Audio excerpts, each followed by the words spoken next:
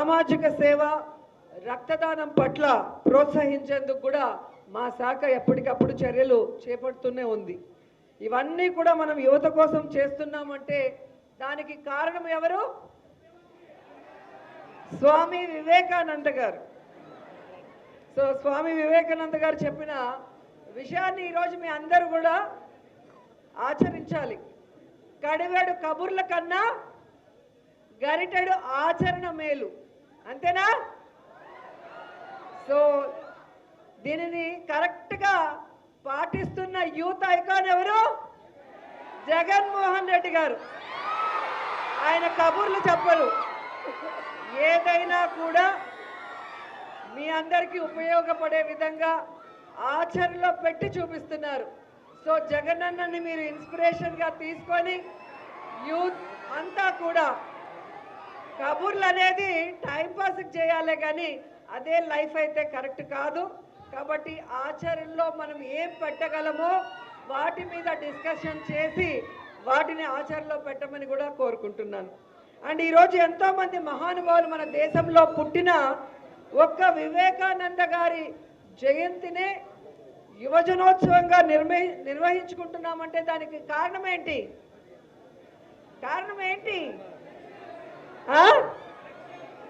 యువతకు ఆయన చేసిన మార్గ నిర్దేశనమే కారణం.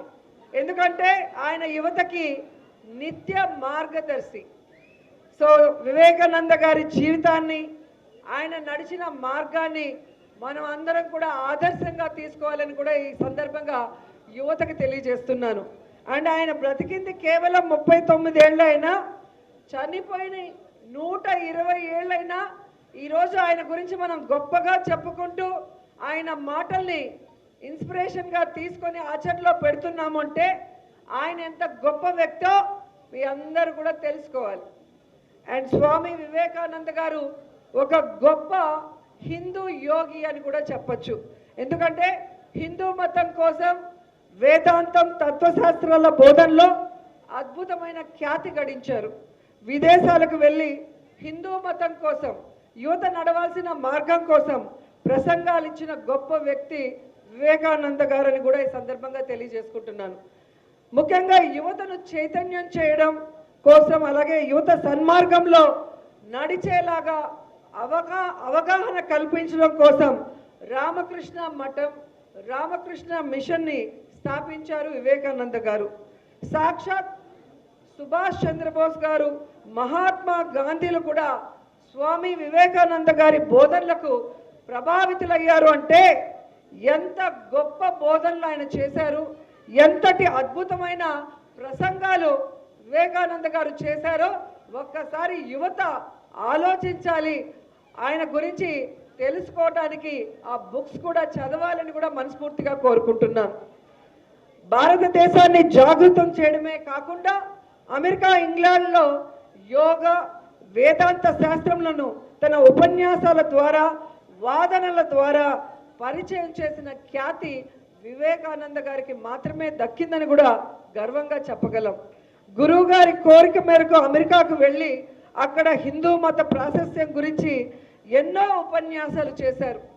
అతని వాగ్దాటికి ముక్తులై అమెరికా ప్రజానీకం కూడా బ్రహ్మరథం పట్టింది అంటే ఆయన మన దేశంలో పుట్టినందుకు మనమందరం కూడా గర్వపడాలని కూడా ఈ సందర్భంగా తెలియజేసుకుంటున్నాను.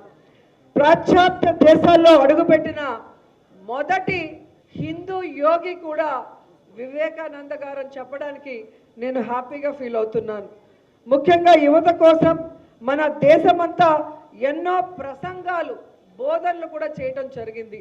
అందులో కొన్ని మీకు శారదాదేవి గారు, ముఖ్యంగా తాతా మహారాజ్ గారు ఎన్నో విషయాల్ని, అద్భుతమైన విషయాల్ని చెప్పడమే కాకుండా మన ప్రద్యుమ్న గారు కూడా మరి వారి శిష్యులే, ఆయన కూడా చక్కటి కథలు కూడా మీకు చెప్పడం జరిగింది. సో ఇవన్నీ కూడా మీరు విని వాటిలో ఉన్న సారాంశాన్ని తెలుసుకొని మీ లైఫ్కి మీరు అన్వయించుకుంటే అద్భుతమైన విజయాన్ని మీరు చూడగలరని కూడా ఈ సందర్భంగా తెలియజేసుకుంటున్నాను. అండ్ ఇక్కడ ఉన్న విద్యార్థులందరూ కూడా సక్సెస్ కావాలి అంటే, అందుకు మోటివేషన్ పొందాలి అంటే వివేకానంద గారు చెప్పిన మాటల్ని నిరంతరం గుర్తు చేసుకోవాలి. అందులో నాకెప్పుడు గుర్తుండేది ఏదంటే మందలో ఒకరిగా కాదు, వందలో ఒకరిగా ఉండాలి. ఎలా ఉండాలి? మందలో ఒకరిగా ఉంటే మందలగిరికి పోతారు. ఎవరో తెలుసు కదా, పప్పు. వందలో ఒకరిగా ఉండాలంటే జగనన్నలాగా అందరికీ ఇన్స్పిరేషన్గా సక్సెస్ఫుల్గా ఉంటారు. సో అలాగే దాన్ని మీ భాషలో చెప్పాలి అంటే గుంపులో గోవిందాలాగా ఉండకూడదు అంటారు వివేకానంద గారు. చదువైనా, ఆటైనా, పాటైనా, టాలెంట్లో మీకంటూ ఒక ప్రత్యేకతని మీరు సాధించగలిగితే ఖచ్చితంగా వందలో ఒకరిగా మీరు మిగులుతారని కూడా ఈ సందర్భంగా తెలియజేసుకుంటూ, ప్రయత్నం చేసి ఓడిపో, కానీ ప్రయత్నం చేయడంలో మాత్రం ఓడిపోకు అని ఎప్పుడూ చెబుతారు యువతకి. ఎందుకంటే మన లక్ష్యాన్ని మనం ఖచ్చితంగా సాధించాలి.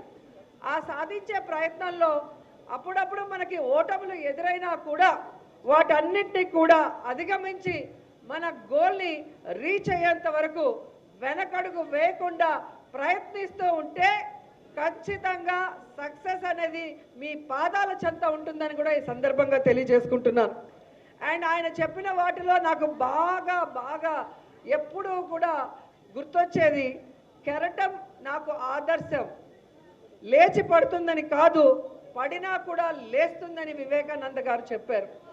అంటే పడిపోయామని చాలామంది యువత డిప్రెషన్లో ఉంటారు. ప్రతి ఒక్కరికి సక్సెస్ అనేది ఇమీడియట్గా రాదు. కొందరికి తొందరగా రావచ్చు, కొందరికి లేట్గా రావచ్చు, కానీ సక్సెస్ అనేది పక్కా. ఆ విషయం మీరు తెలుసుకోవాలి. సో దానికోసం ఈ కెరటాన్ని మీరు ఆదర్శంగా తీసుకోవాలి వివేకానంద గారు లాగా అని కూడా ఈ సందర్భంగా తెలియజేసుకుంటూ, మీరంతా లైఫ్లో మీ గోల్ రీచ్ అయ్యే వరకు వివేకానంద వారసులుగా భావితరాలకి ఆదర్శంగా నిలిచే విధంగా